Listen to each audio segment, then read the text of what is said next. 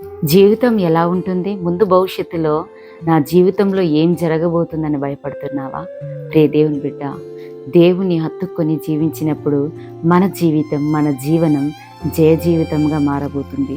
పరిశుద్ధ గ్రంథంలో నుండి మనం చూసినట్లయితే ద్వితీయోపదేశ కాండము 4వ అధ్యాయం 4వ వచనంలో మనం చూసినట్లయితే, యెహోవాను హత్తుకొనిన వారందరూ నేటి వరకు సజీవులై ఉన్నారు.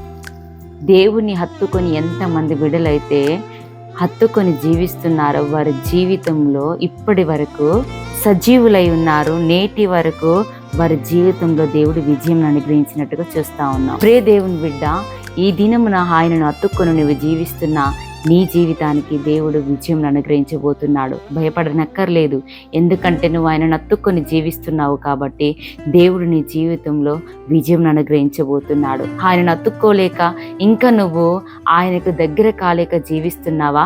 ఈ దినమున ఆయన హత్తుకొని జీవించు.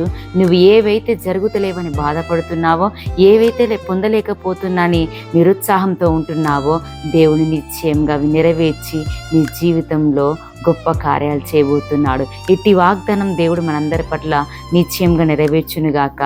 ఆమేన్. Praise the lord.